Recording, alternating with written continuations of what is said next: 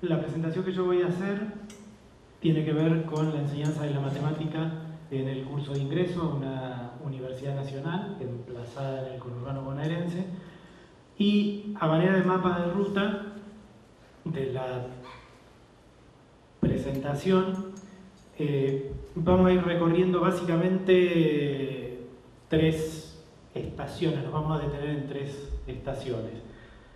La primera es una breve descripción del contexto institucional en el que se desarrolla la experiencia, porque, como dijo el colega, los contextos institucionales también son textos y no son solo el envase donde se desarrollan las experiencias, son bastante más que el envase. Después voy a identificar a manera de diagnóstico los problemas con los que nosotros nos encontramos y a los que intentamos darle respuesta, para terminar con las decisiones que tomamos y sobre todo los posicionamientos que están por detrás de las cosas que decidimos. Bueno, hacia allá vamos. Vamos a empezar por el contexto institucional y vamos a la última decisión, que ya es una decisión didáctica que tomamos. Así como venimos de una ontológica y una epistemológica, esta es una decisión didáctica. ¿Cómo trabajamos concretamente en las aulas? Los alumnos trabajan en grupo de entre 4 y 6 integrantes.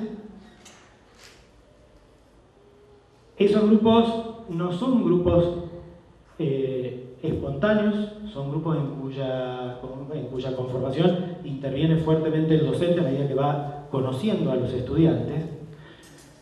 Y son grupos que tienen una particularidad. Son homogéneos en cuanto a los saberes y los ritmos de aprendizaje de la matemática.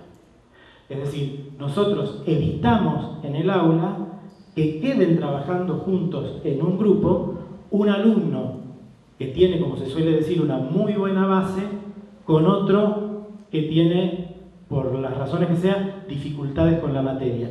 ¿Por qué evitamos eso? Aunque yo sé que el discurso políticamente correcto es el de la pluralidad, la diversidad, la heterogeneidad y qué sé yo. Evitamos eso porque si no, al docente explicador que echamos por la puerta, o al orden explicador que echamos por la puerta, lo reencontramos por la ventana metido en cada grupo. Si hay un alumno aventajado, como se decía antes, en un grupo donde hay otros no tan aventajados, ese alumno inevitablemente les va a explicar. Y se podrá decir, yo le puedo pedir al alumno que sea solidario. No, eso es pedirle que sea docente y que además sea docente constructivista. Y un alumno es un alumno, no puede hacer todo eso. Si un alumno rápido y con buena base de matemática está con otros que tienen más dificultades, les va a explicar. Y los otros no van a hacer el proceso de reconstrucción que tienen que hacer para aprender matemática. Entonces, intentamos homogeneizar los grupos en esa variable. ¿Eso quiere decir que trabajamos con grupos homogéneos? Y no, porque esa cuestión de la homogeneidad o la heterogeneidad es una cuestión de variables.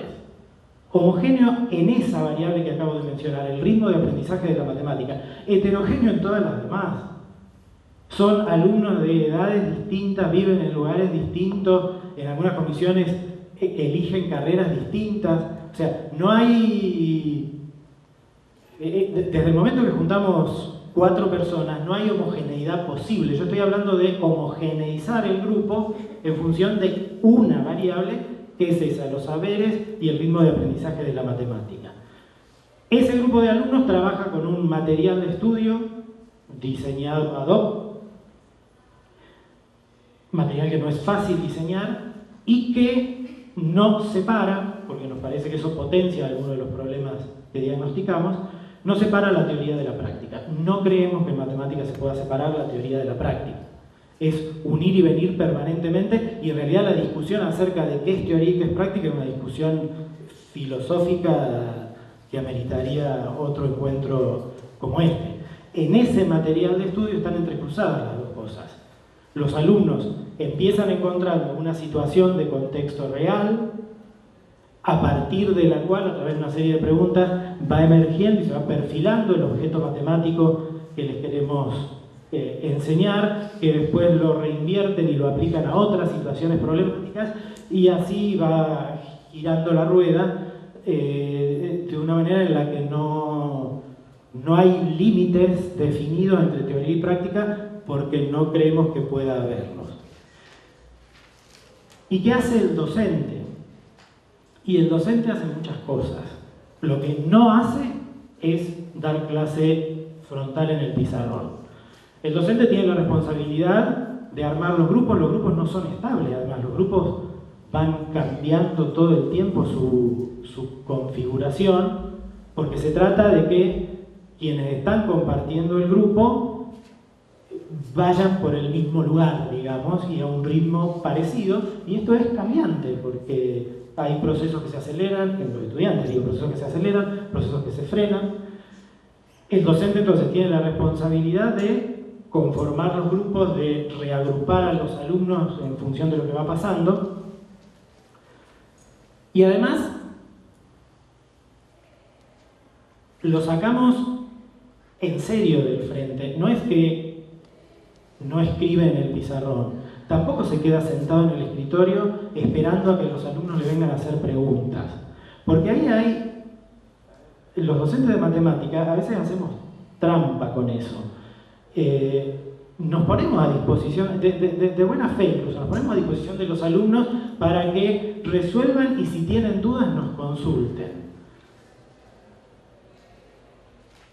Pero el proceso de darse cuenta de cuál es la duda que uno tiene y transformar la duda en una pregunta es un proceso metacognitivo de altísimo voltaje que un estudiante con dificultades no puede hacer.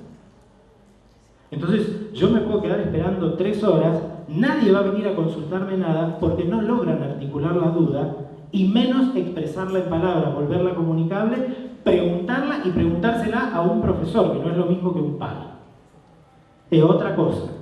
Entonces, nuestros profesores tampoco están en el frente en ese sentido. Nuestros profesores tienen una silla vacía en cada uno de los grupos y durante todo el tiempo de clase circulan por los grupos, escuchan los intercambios entre los estudiantes, los reencauzan, hacen aclaraciones, hacen repreguntas y además, como los grupos están homogeneizados según la variable que antes mencioné, el docente tiene la posibilidad de estar más tiempo con los grupos que más lo necesitan.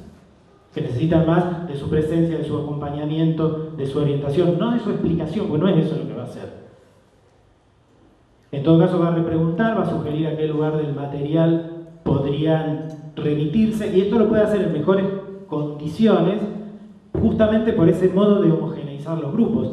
Los grupos donde están los alumnos aventajados, vuelvo a usar la misma palabra, y esos marchan solos, no necesitan una mirada continua y una presencia continua del docente. El docente puede distribuir su tiempo de manera de privilegiar a los grupos que tienen más dificultades.